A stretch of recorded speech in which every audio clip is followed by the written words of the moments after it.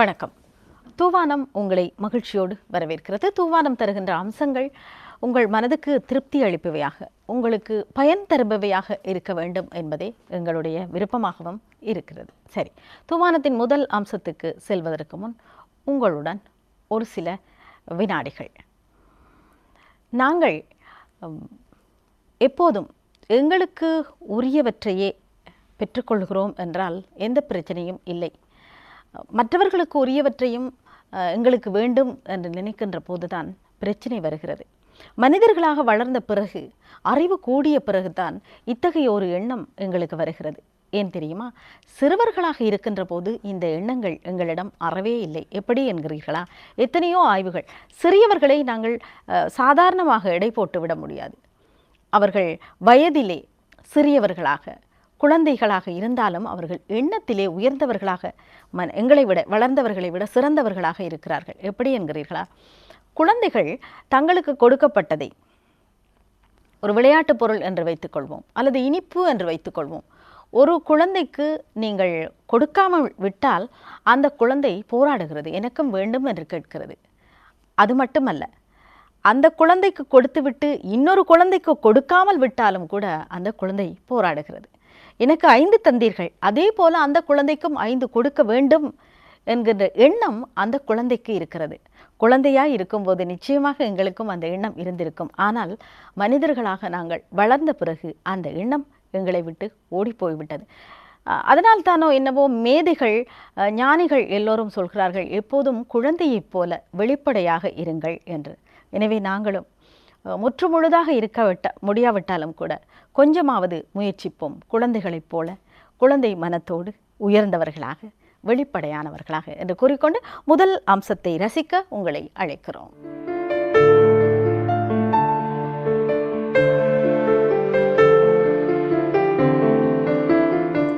எல்லாவற்றையும் அழகுபடுத்தி பார்க்க எல்லோருக்குமே ஆசை.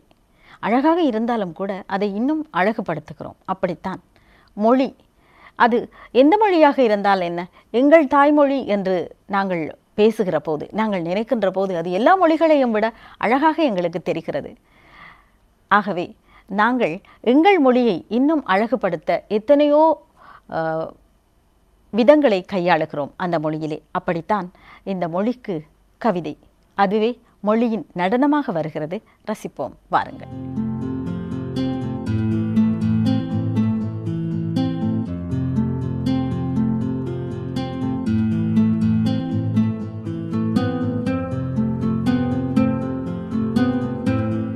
எந்த ஒரு மேகக்கூட்டமும் எனக்கென்று இருக்காத ஒரு பெரும் பரப்பில் நான் பேச கேட்க யாருமற்று தனித்திருக்கிறேன்.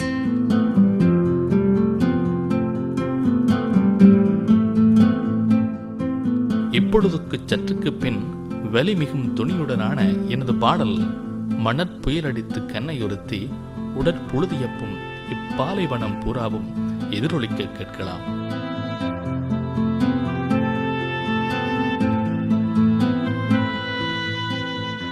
என்னை சூழ ஒளித்தோயும் எந்த ஒரு அழைப்பும் எனக்கானதாக இருப்பதில்லை. என்னை சிதைத்து ஆளும் இப்பெருவழியையும் எவரும் உணர்வதில்லை.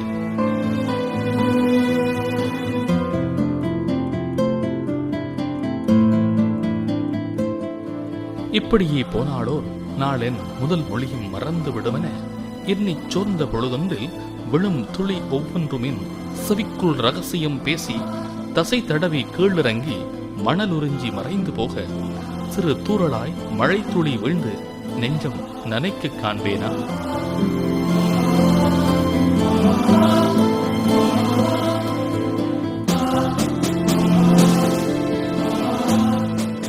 என்னை சூழ்ந்திருக்கும் தனிமையையும் மௌனத்தையும் பெரும் சாத்தான் விழுங்கிச் சாக என் தோள் தொட்டு கதை பேசுவரோ சிநேகிதம் வேண்டும் எனக்கு. நீ என்ன சொல்கிறாய்?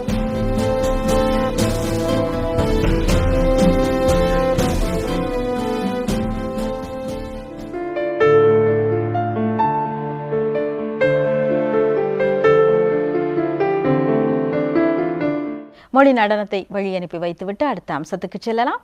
ஒரு இடைவேளையை எடுத்துக்கொள்வோம். அதற்கு முன்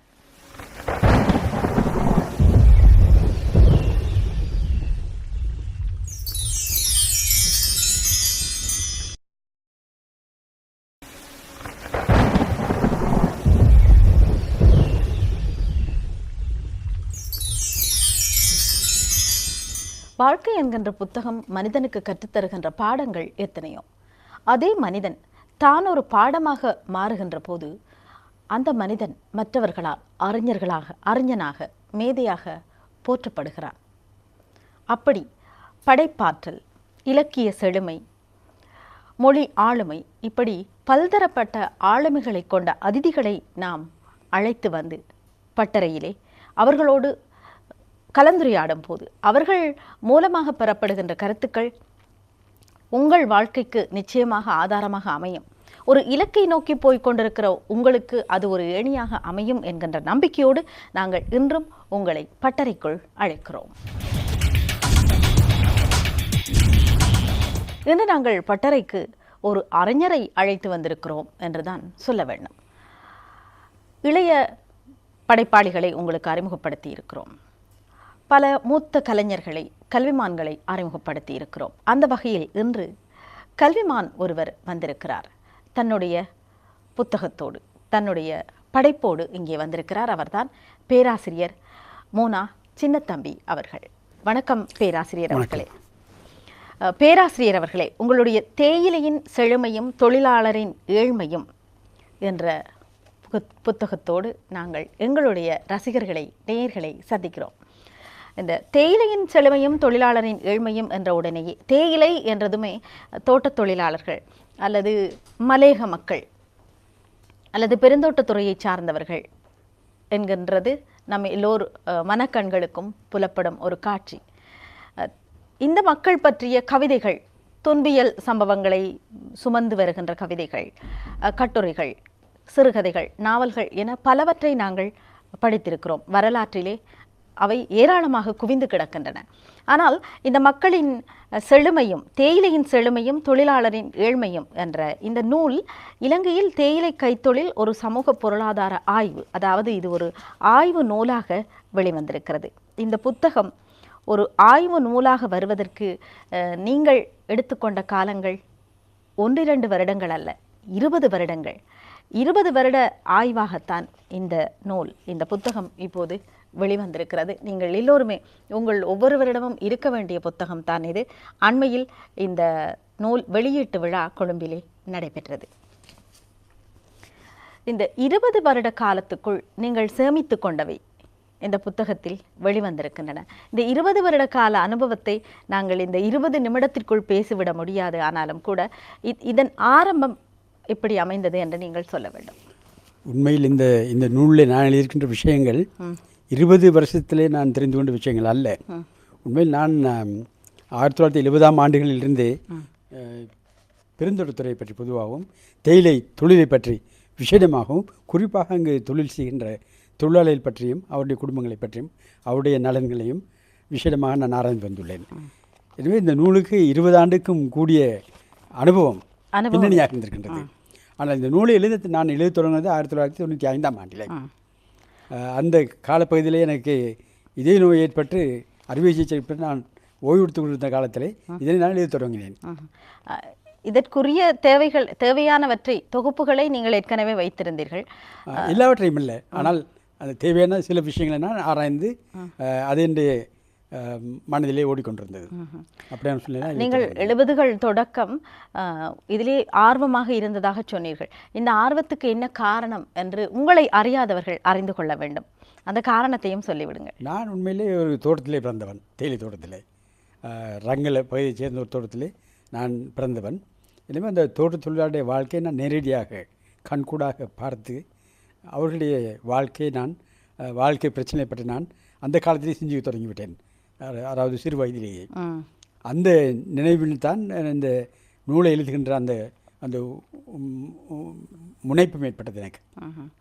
இப்படி அந்த மக்களின் துன்பத்தை பார்த்தவர்களுக்கு துயர் கதையாக, துயர கவிதையாக, நாவலாகத்தான் வெளியிட்டிருக்கிறீர்கள்.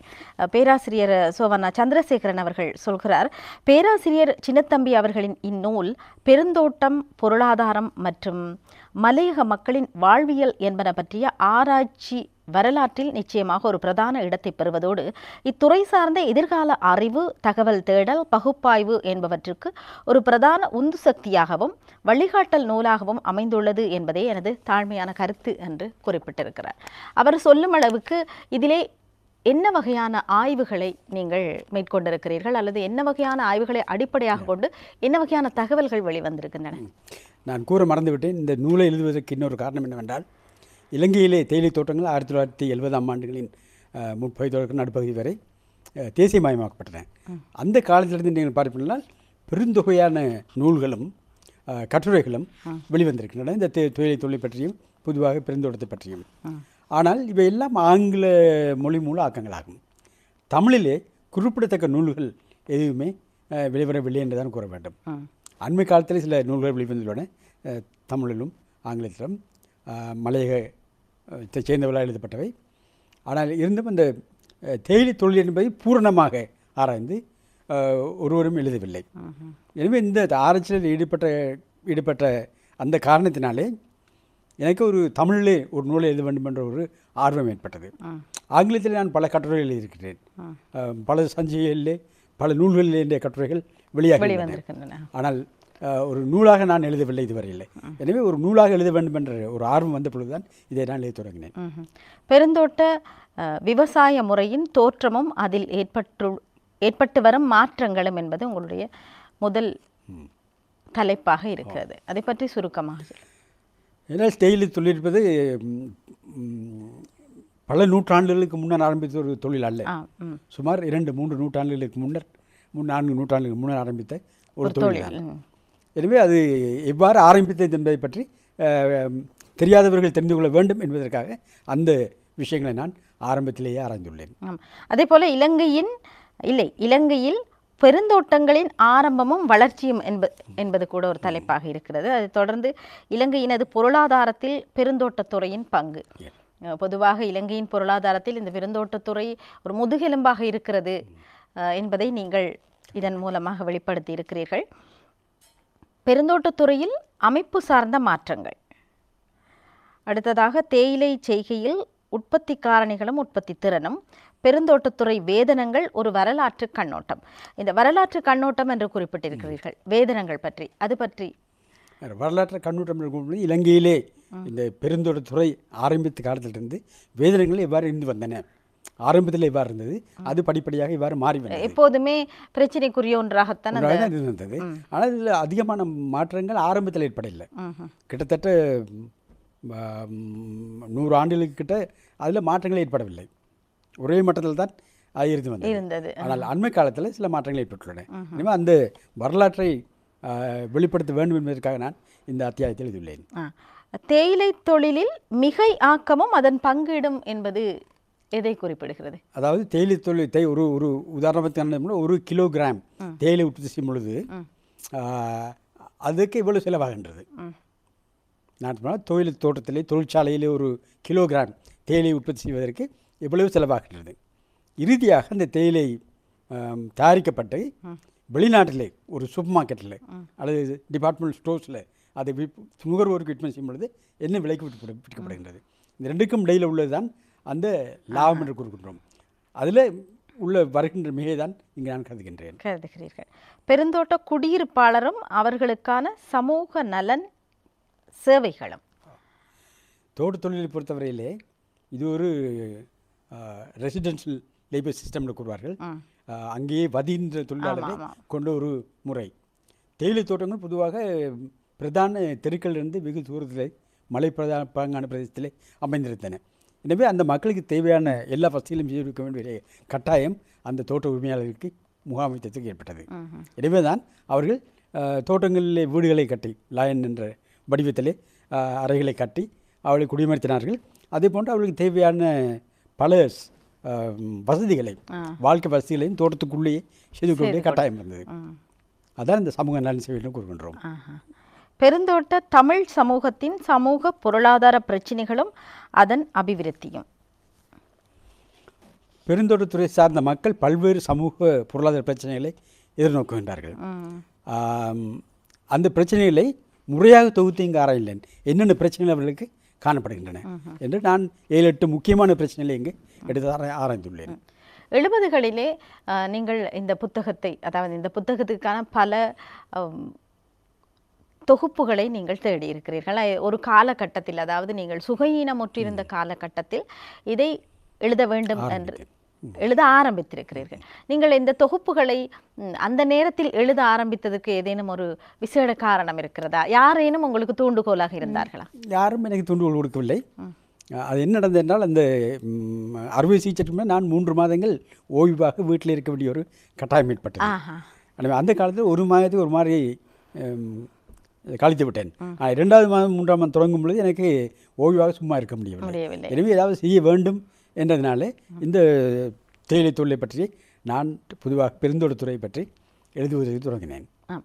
இந்த இந்த இந்த புத்தக வெளியீடு அண்மையில் கொழும்பிலே தமிழ்ச்சங்கத்திலே நடைபெற்றது. இதற்கு பலர் வருகை தந்திருந்தார்கள். பெருந்தோட்டத்துறையை சார்ந்த கல்விமான்கள் நிறைய பேர் வந்திருந்தார்கள். அவர்களுடைய விமர்சனங்கள், அவர்களுடைய கண்ணோட்டம் எப்படி இருந்தது? என்ன மாதிரியான வரவேற்பை உங்களுக்கு பெற்று தந்தது? இந்த நூலை பற்றி அங்கு ஆராயவில்லை யாருமே. கேள்வி பதில் நேரம் கூட இருந்தது. ஆனால் இந்த நூலில் எழுதப்பட்ட விஷயங்களை பற்றி அதிகம் ஒருவரும் கேள்விகள் கேட்கவில்லை. யாரும் வாசிக்கவில்லை இந்த நூலை. அதான் காரணம். ஆனால் தோட்டத்தொழிலை சார்ந்த சில பிரச்சனைகளை அவர்கள் கேள்வியாக எழுப்பினார்கள். எனவே அவர்கள் என்ன நினைக்கிறார்கள் என்பது இனி வாசித்து அவர்கள் ஏதாவது எழுதினால்தான் எனக்கு தெரியும். அதற்கு பிறகு உங்களுக்கு எந்த விமர்சனமும் வந்து சேரவில்லை? இதுவரையில் ஒன்றும் வரையில்லை. கல்வியாளர் மட்டத்திலே இந்த புத்தகத்தின் தேவை நன்கு உணரப்பட்டிருக்கிறது என்றுதான் நினைக்கின்றேன். ஏன்னா அங்கு வந்து கிட்டத்தட்ட 70க்கும் அதிகமானவர்கள் அங்கு வந்திருந்தார்கள்.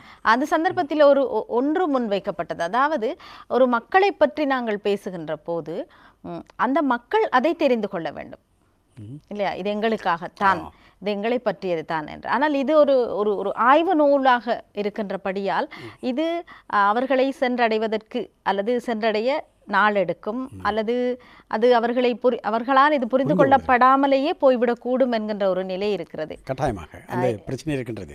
ஏனென்றால் நான் ஆரம்பத்தில் இந்த நூல் எழுதின பொழுது ஒரு அகாடமிக் ஸ்டைலில், அதாவது ஒரு தீசிஸ் எழுதுவதற்கான எழுதியிருந்தேன். அதாவது குறிப்பிட்ட விஷயங்களை எந்த ஓத்தர் ஆராய்ந்து எழுதினாலும் அவருடைய நூலையும் குறிப்பிட்டு அந்த பக்கங்களையும் குறிப்பிட்டு நான் அந்த நூல்லையே எழுதியிருந்தேன். பேராசிரியர் சந்திரசேகரன் அதை பற்றி ஒரு என்ன அணிந்துரை எழுதிய பொழுது அவர் கூறினார், இது ஒரு MA PhD தீசிஸ்க்கு செய்வது போன்ற ஒரு நூலாக இருக்கின்றது என்று. நான் பிறகு அதை மாற்றி விட்டேன். முன்னே எழுதின அந்த ஸ்டைலில் மாற்றி அதெல்லாம் வெளியெடுத்து விட்டு அதை தொகுத்து ரெஃபரன்ஸ் என்று பின்னால் போட்டுவிட்டு நான் மாற்றி அமைத்து விட்டேன். ஆனால் இருந்தாலும் கூட இதில் கூறப்பட்டுள்ள விஷயங்கள் நான் நினைக்கல சாதாரண மனிதர்களால் விளங்கிக் கொள்ள முடியும் அந்த பிரச்சனை இருக்கின்றது. வருங்காலத்தில் என்ன செய்ய முடியும்னா, இதை நான் எழுதாட்டாலும் வேறு யாராவது இதை எளிமையாக எழுதலாம். எனக்கு அந்த அளவுக்கு இது முடியாதுன்னு தான் நான் நினைக்கின்றேன். உங்களுடைய மட்டத்தில் தான் நீங்கள் இதை தந்திருக்கிறீர்கள். சரி, உங்களுடைய மட்டத்தில் என்று நாங்கள் சொல்லுகின்ற போது நீங்கள் ஒரு பேராசிரியர், நீங்கள் தோட்ட பகுதியிலே பிறந்ததாக சொன்னீர்கள். உங்களுடைய கல்வி ஈடுபாடு, உயர்கல்வி இவற்றையெல்லாம் பற்றி தெரிந்து கொள்ள எங்களுக்கு ஆர்வமாக இருக்கிறது. ஏனென்றால் தோட்டப்புறத்தைச் சேர்ந்த நிறைய பேர் கல்வியாளர்களாக இருக்கிறார்கள். இன்னும் தாங்கள் சிறந்த கல்விமான்களாக வர வேண்டும் என்கின்ற ஆர்வத்தில் உள்ள இளையவர்களுக்கு நீங்கள் நிச்சயமாக ஒரு முன்னுதாரணமாக இருப்பீர்கள். எனவே அந்த விருப்பத்தோடு நாங்கள் கேட்கிறோம். நான் பிறந்தது 1940ஆம் ஆண்டில். தேயிலை தோட்டங்கள் பிரிட்டிஷ் ராஜ் என்று கூறுவார்கள். அதன் கீழ் இருந்த ஒரு காலத்திலே மலையகத்திலே ஒழுங்கான பாடசாலை இருந்த காலத்தில் இருக்கவில்லை. தோட்டத்திலே பாடசாலை இருந்தன, ஒரு ஆசிரியர் கொண்ட பாடசாலைகள். மற்றபடி நகர்ப்புறங்களிலே பெரிதாக தமிழை படிப்பதற்கு அல்லது தமிழ் கல்விக்கென்று பாடசாலை இல்லாத ஒரு காலம். ஆரம்பத்தில் ஆங்கிலம், பிறகு தமிழுக்கு மாற்றின. 50ஆம் ஆண்டுகளின் நண்பர்களே தமிழுக்கு மாற்றினாங்க. நாங்கள் படித்த காலம் அந்த காலம் தான். அப்பவும் பாடசாலை இல்லை. எனவே நான் பாலர் வகுப்பை நான் ஒரு தோட்ட பாடசாலை தான் படித்தேன். முதலாம் லோ கிண்டர் கார்டன் கூறுவார்கள், அதை கிண்டர் கார்டன் பொதுவாக. அதுக்கு பிறகு நான் 3 வருஷம் பாடசாலைக்கு போகவில்லை. அப்போது லோவோ அப்போ என்று இருக்கவில்லை அப்பொழுது. நான் அந்த 2ஆம் வகுப்பை தோட்ட பாடசாலையை படித்து கொண்டு வந்து எனது தகப்பனாருக்கு வேறொரு இடத்துக்கு மாற்றம் ஏற்பட்டமையால் அந்த புதிய இடத்துல அண்மையிலே பாடசாலை இல்லை. பாடசாலை போவதென்றால் கிட்டத்தட்ட 8 கிலோமீட்டர் போக வேண்டும். பஸ் போக்குவரத்து ஒன்றும் இல்லை. எனவே நாங்கள் 3 வருஷம் வீட்டில் தான் இருந்தேன் படிக்காமல். நான் 1940 பிறந்து 1948 இடம் மாறி போய் 48லிருந்து 51 வரை நான் ஒரு பாடசாலையும் போகவில்லை. வீட்டில் இருந்தேன். 51ஆம் ஆண்டு தவக்கலையின் இடத்துல ஒரு அரசாங்க பாடசாலை, கவர்மெண்ட் சீனியர் ஸ்கூல்னு சொன்னார்கள், அந்த பாடசாலை தான் போய் சேர்ந்தேன் 51. அந்த பாடசாலைக்கு 8 மைல் தூரம் நடந்து போக வேண்டும். நான் நடந்து தான் போனேன். நடந்து போனேன். அப்போ ஒரு நாளைக்கு 16 கிலோமீட்டர்ஸ் நடந்து தான் பாடசாலைக்கு போயிட்டு வந்தோம். வர 8. அந்த பாடசாலையில் ஒரே ஒரு கட்டடம் தான் இருந்தது. ஆனால் அது இருமொழி பாடசாலை, தமிழிலும் சிங்களத்திலும் படித்த ஒரு பாடசாலை அது. எனவே மலையகத்திலே அநேகமான பாடசாலைகள் அப்படி இருக்கின்றன, இப்போதும் இருக்கின்றன. மொழி மூலம் 2 மொழி மூலமாக சிங்களம் மற்றும் தமிழ். என்ன சொல்ல வரேன் என்றால், அந்த ஒரு கட்டடம் உள்ள பாடசாலைன்றதுனால காலை வேளையில் அங்கு சிங்கள மொழி மூலமான வகுப்புகள் நடந்தன. தமிழ் மொழி மூலமான வகுப்புகள் 12:30 மணிக்கு பிறகு தான் நடந்தன. எனவே எங்களுக்கு வகுப்பு ஒவ்வொரு நாளும் 12:30 மணிக்கு பிறகு தான் 5 மணி வரை. அப்படி தான் நாங்கள் படித்தோம் ஆரம்பத்தில். பிறகு புதிதாக கட்டடங்களை கட்டி தமிழ் மொழி மூல பாடங்களும் காலை நேரத்தில் ஆரம்பிக்கக்கூடிய ஒரு சூழ்நிலை உருவானது. 1951 நான் சேர்ந்தேன் 2ஆம் வகுப்பில். 57ஆம் ஆண்டு நான் ஓலைவில் எழுதிவிட்டேன். அதாவது டபுள் ப்ரமோஷன் 2 முறை எனக்கு டபுள் ப்ரமோஷன் கிடைச்சது. நான் மிகவும் திறமையாக என்று ஆசிரியர் எண்ணியமையால் எனக்கு 2ஆம் வகுப்பிலிருந்து 4ஆம் வகுப்பும் 4ஆம் வகுப்பிலிருந்து 6ஆம் வகுப்புக்கும் ப்ரமோஷன் கொடுத்தார், கிடைத்தது. அது நான் 2 வருஷத்தை ஒரு மாதிரி சமாளித்து விட்டேன். 3 வருடத்திலே 2 வருடங்களை பிடித்துக் கொண்டீர்கள். 1957 நான் 17 வயதாக இருக்கும் பொழுது ஓலைவில் எழுதி நான் சித்தியடைந்து விட்டேன். அதில் அதற்கு பிறகு உயர்தரம் எங்கே? உயர்தரம் நான் யாழ்ப்பாணத்தில் படித்தேன். யாழ்ப்பாணம் மகாஜன காலேஜ் தெல்லிப்பளை. யாழ்ப்பாணத்துக்கு போவதற்கு உங்களுக்கு எப்படி சந்தர்ப்பம் அமைந்தது? கண்டியிலே நான் ஒரு வருடம் 58ஆம் ஆண்டு நான் திரும்பவும் எனக்கு அது பிரச்சனை வந்தது. எனக்கு A-லெவலுக்கு இங்கே ஒரு இடத்துலையும் கிடைக்கவில்லை அட்மிஷன் கண்டியில். எனவே நான் திரும்பவும் O-லெவல் எழுதினேன். நானாக படித்து வரலாறு முதல் தரம் நான் O-லெவல் செய்த பொழுது அது வரலாறு படிக்கவில்லை. ஒரு காலேஜுக்கு நான் கண்டியில் அட்மிஷனுக்கு போன பொழுது அங்கே உள்ள பிரின்சிபல் சொன்னார், நீர் ஹிஸ்ட்ரி செய்யவில்லை O-லெவலில், அதனால் உங்களை அட்மிட் பண்ண முடியாது என்று. எனவே நான் ஒரு வருஷம் சும்மா இருக்கும் பொழுது மீண்டும் ஹிஸ்ட்ரி ஒரு தனியாக படித்து அது ஒரு பாடமாக எடுத்து முழு O-லெவல் பரீட்சையும் எழுதி திரும்பவும் நான் 5 சிறப்பு கிரெடிட்ஸ் படி நான் பாஸ் பண்ணேன். அதை பார்த்துருந்த ஒரு யாழ்ப்பாண ஆசிரியர், அவர் தலைமை ஆசிரியர் இருந்தார் கண்டியில் ஒரு ஸ்கூலில். அவர் எனது தமிழ்நாடிடம் கூறினார், உனது தம்பி மிகவும் கெட்டிக்காரர், அவரை இன்னும் இங்கே போட வேண்டாம், யாழ்ப்பாணத்துக்கு அனுப்ப வேண்டும். அவரே யாழ்ப்பாணத்திற்கு 3 கல்லூரிகளுக்கு விண்ணப்பம் அனுப்பினார். ஜெஃப்னா காலேஜ், ஜெஃப்னா ஹிந்து காலேஜ், மகாஜன காலேஜ். இந்த 3 கல்லூரிகளையும் எனக்கு இடம் கிடைத்தது அட்மிஷன். ஆனால் தெல்லிப்பளை மகாஜன காலேஜில் மட்டும்தான் எனக்கு கல்லூரிக்கான அனுமதியும் ஹாஸ்டல் வசதியும் கிடைத்தது. மற்ற இடங்களும் கிடைக்கவில்லை. எனவே நான் தெல்லிப்பளைக்கு போனேன். அங்கே தான் 51ஆம் ஆண்டு 9ஆம் ஆண்டு ஜூலை மாதம் நான் யாழ்ப்பாணத்துக்கு போனேன் படிக்க A-லெவல். ஆகஸ்ட் மாதம் லீவு. எனவே எனக்கு அங்கே அந்த படிக்கக்கூடிய வசதிகள் இருக்கவில்லை. இருந்தாலும் நான் அங்கேயே ஆகஸ்ட் மாதம் தங்கியிருந்து A-லெவலில் முன்னர் அவங்க செய்த பகுதியெல்லாம் படித்து மீட்டு நானே படித்து O-லெவலில் இந்த A-லெவலில் முதல் வருஷத்தில் நான் நல்ல சித்தி எழுதினேன் காலேஜில். அதே மாதிரி 59ஆம் ஆண்டு A-லெவல் எழுதி நான் யூனிவர்சிட்டிக்கு தெரிவாகிவிட்டேன். எந்த பல்கலைக்கழகம் உங்களுக்கு? பேராதனை. அப்போ ஒரு பல்கலைக்கழகம் இருந்தது உண்டு, பேராதனை மட்டும்தான்.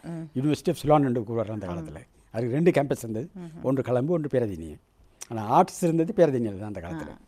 நீங்கள் பேராதனை பல்கலைக்கழகத்திலே 1961ஆம் ஆண்டு நான் கலைப்பீடத்துக்கு தெரிவானீர்கள். அங்கே உங்களுடைய கலைமானியை முடித்த பிறகு மேற்படிப்பு படிக்க வேண்டும் என்ற ஆர்வம் உங்களுக்கு ஏற்பட்டது. அந்த காரணம் என்னவென்றால், நான் 1965 ஆண்டு சித்தியடைந்த பொழுது முதலாம் ஃபர்ஸ்ட் டிகிரி எடுத்த பொழுது எனக்கு 2 மாதங்களிலே அங்கு வேலை கிடைத்து விட்டது, தற்காலிக வேலை விரிவுரையாளராக. எனவே நான் படித்து கொண்டிருந்த பொழுது 2 வருடங்களுக்கு பின்னர் எனக்கு நிரந்தர பதவி கிடைத்தது. அந்த நிரந்தர பதவி கிடைத்த மேல் தான் எனக்கு வெளிநாட்டு போகக்கூடிய ஒரு வாய்ப்பு ஏற்பட்டது.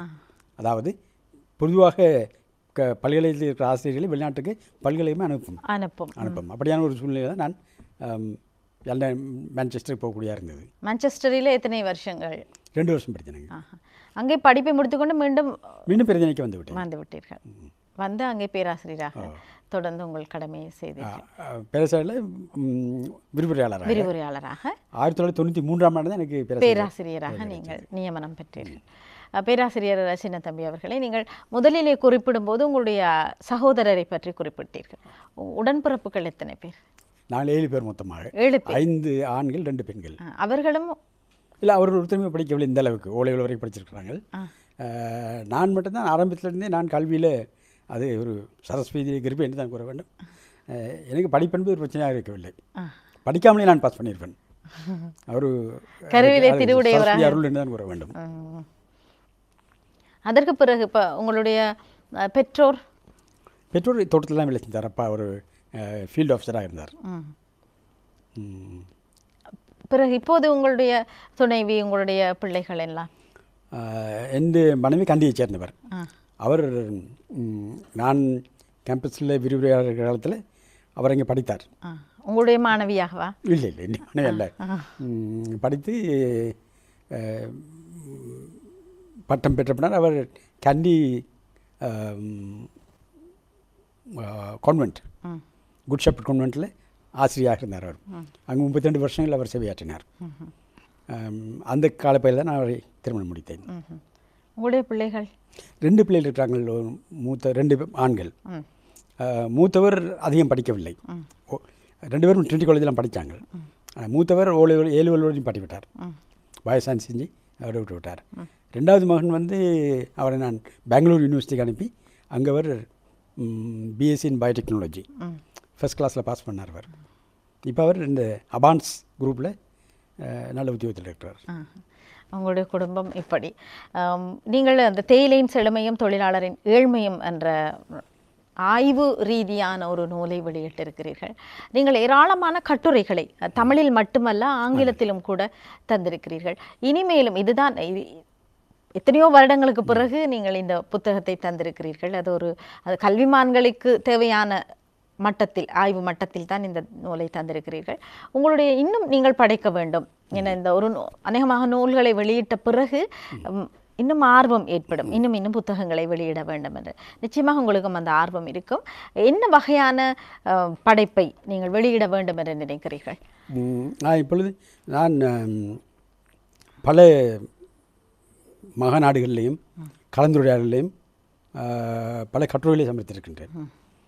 அந்த கட்டுரை தொகுத்து ஒரு ஆங்கில நூலாக வெளியிடுவதற்கு நான் இப்பொழுது ஆரம்ப வேலையை செய்து வருகின்றேன். கிட்டத்தட்ட 20 விதமான வேலை முடிந்து விட்டது.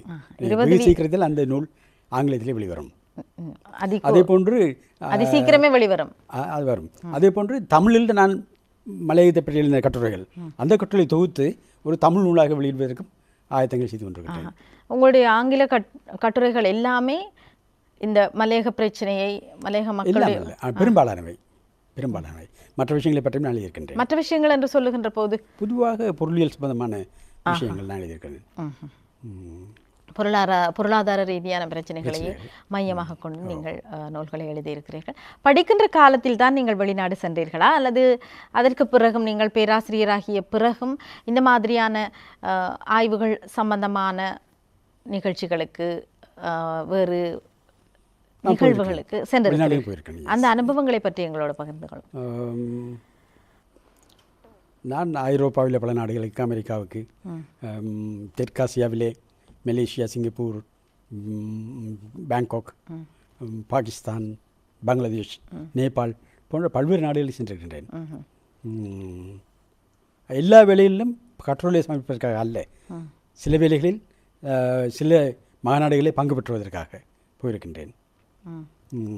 அதேவேளை இவர் பெரிய தொண்டமான் அவர்கள் சிடபிள்யூசி இருக்கும் பொழுது அவரோடு சேர்ந்து நாங்கள் வேலை செய்தோம். அப்படி மிஸ் தேவராஜ், பிபி தேவராஜ் அவர்களும் அங்கு வேலை செய்தமையால் நானும் அவரும் சேர்ந்து பல ஆராய்ச்சிகளை செய்தோம்.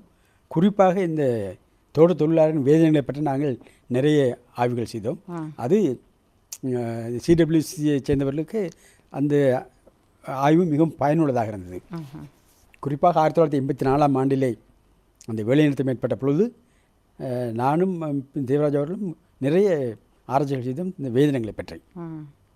அந்த தொகுப்பை தான் இங்கே ஒரு சாப்டராக நான் எழுதியுள்ளேன். ஒரு பகுதியாக நீங்கள் தந்திருக்கிறீர்கள்.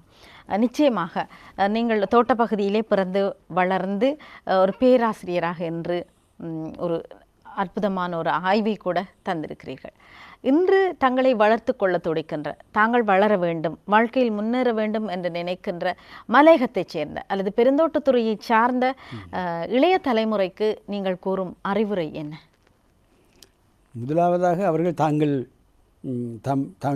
அவர்களை சேர்ந்த அந்த சமூகத்தை பற்றி சிந்திக்க வேண்டும். ஏனென்றால் இந்த மலையகத்திலே படித்தவர்கள் அதிகமில்லை. இப்போ உதாரணத்துக்கு கூற போனால் இன்று பல்கலைக்கழகத்துக்கு சுமார் 6000-7000 மாணவர்கள் சரி. இந்த வருஷம் நான் நினைக்கிறேன் 20,000 என்னமோ பழைய எடுக்க போகிறாங்க ஓப்பன் யூனிவர்சிட்டி சேர்த்து. அதில் எத்தனை பேர் மலையகத்திலிருந்து வருவார்கள் பார்த்தால் ஒரு 400-500 பேர் கூட இருப்பார்கள், அதுக்கு மேலே இருக்க மாட்டார்கள். எனவே இன்னும் மலையகம் கல்வியிலே முன்னேறவில்லை, பின்தங்கி தான் இருக்கிறது. அதாவது ஆரம்ப கல்வியிலும் இடைநிலை கல்வியிலும் குறிப்பாக முன்னேறி இருக்கின்றது. தொண்டமானவர்கள் மேற்கொண்ட பாரிய முயற்சிகளினாலே இந்த ஆரம்ப கல்வியும் இடைநிலை கல்வியும் முன்னேறியுள்ளன. ஆனால் நாங்கள் மூன்றாம் நிலை கல்வியை பார்ப்போம்னால் டெர்ஷியரி எஜுகேஷன் அதை பார்ப்போம்னால் நாங்கள் இன்னும் முன்னேறவில்லை.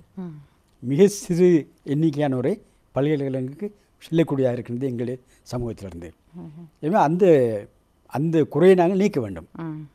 ஏன்னா இன்று இலங்கையிலே மூன்றாம் நிலை கல்வி என்பது மிகவும் விரிவாக வளர்ந்து வருகின்றது. மற்ற சமூகங்கள் முன்னேறி வருகின்றன.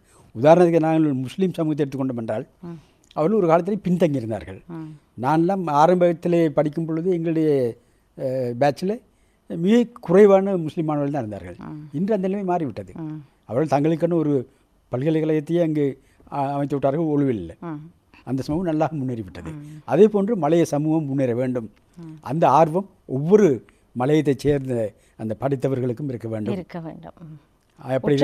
ஊக்கமும் இருந்தால் வருங்காலத்தில் நம்ம முன்னேற முடியும். இன்னும் ஒன்று உங்களிடம் கேட்க வேண்டும். நீங்கள் பல வெளிநாடுகளுக்கு சென்றிருக்கிறீர்கள். அங்கேயும் இந்தியாவிலிருந்து தொழில் தேடி வெளிநாடுகளுக்கு சென்றவர்கள் இருக்கிறார்கள். இந்த அனைத்து சமுதாயத்தையும் பற்றிய ஒரு நூலை வெளியிட வேண்டும், அவர்கள் பற்றிய ஆய்வுகளை செய்ய வேண்டும் என்கின்ற எண்ணம் உங்களுக்கு இருக்கிறதா? நான் அதை பற்றி யோசிக்கவில்லை. 1990ஆம் ஆண்டின் பிற்பகுதியிலே மலையத்தில் ஒரு மாநாடு நடந்தது. அந்த மாநாட்டிலே மலையக மக்களை பற்றிய ஆய்வு கட்டுரை வெளியாயின. அதுக்கு நான் ஒரு கட்டுரை சமைத்திருந்தேன். அது வெளிநாடுகளில் இந்தியர்கள், அதாவது பல்வேறு நாடுகளில் இந்தியர் குடியேறியிருக்கிறார்கள் போயிட்டு அந்த ஒவ்வொரு நாடுகளிலையும் இந்த இந்திய சமூகம் இவ்வாறு இருக்கிறது பற்றி ஆராய்ந்து ஒரு 40 பக்க கட்டுரை ஒன்று எழுதியுள்ளேன். அதை விரிவாக எழுத வேண்டும் நான் பிறகு சிந்தித்தது உண்டு. ஆனால் எனக்கு சந்தர்ப்பம் கிடைக்கவில்லை. ஒரு மட்டத்தில் நிற்கின்றது. நீங்கள் ஏற்கனவே 2 புத்தகங்களை தருவதற்கு ஆயத்தமாக இருக்கிறீர்கள். ஒன்று ஆங்கிலத்திலே 3 புத்தகங்கள். அப்போது அதையும் சேர்த்துக்கொள்வோம். 4 புத்தகங்களாக இருக்கட்டும். உங்களுடைய புத்தகங்கள் வெளிவர வேண்டும். அவை கல்விமான்களுக்கு அல்லது ஆய்வு ரீதியாக கற்கின்ற மாணவர்களுக்கு மட்டுமன்றி அந்த சமுதாயத்தில் பின்தங்கிய நிலையில் இருக்கின்றவர்களுக்கும் புரியும்படியானதாக, அந்த நூலின் மூலம் அவர்கள் இன்னும் தம்மை வளர்த்து கொள்வதற்கு அறிவை பெற்றுக்கொள்ளுகின்ற வகையில் அமைய வேண்டும் என்று உங்களுக்கு ஒரு தாழ்மையான வேண்டுகோளை விடுத்துக்கொண்டு உங்களிடமிருந்து நாங்கள் விடைபெறுகிறோம். இன்று நிகழ்ச்சிக்கு வந்து இந்த பட்டறையிலே நீங்கள் கூறிய கருத்துக்கள் நிச்சயமாக கல்வியிலே பின்தங்கி இருக்கின்ற இந்த மலையக சமுதாயத்துக்கு நீங்கள் ஒரு படிக்கல்லை எடுத்து வைத்ததாக இருக்கட்டும். அவர்கள் உங்களுடைய கருத்தை, உங்களுடைய வாக்கை தெய்வ வாக்காக, வேத வாக்காக கொண்டு அவர்கள் நிச்சயமாக தம்மை வளர்த்து கொள்ள வேண்டும் என்று நாங்களும் கூட அவர்களுக்கு வேண்டுகோள் விடுத்து அவர்கள் சார்பில் உங்களுக்கு எங்களுடைய நன்றியை கூறி உங்களிடமிருந்து விடைபெறுகிறோம். நன்றி, வணக்கம். நன்றி. இன்று பட்டறைக்கு வருகை தந்திருந்தவர் பேராசிரியர் சின்னத்தம்பி அவர்கள். நாங்கள் பட்டறையிலிருந்து இப்போது வெளியே வருகிறோம். அடுத்த அம்சத்துக்கு செல்வோம். அதற்கு முன் ஒரு சிறிய இடைவேளையை எடுத்துக்கொள்வோம்.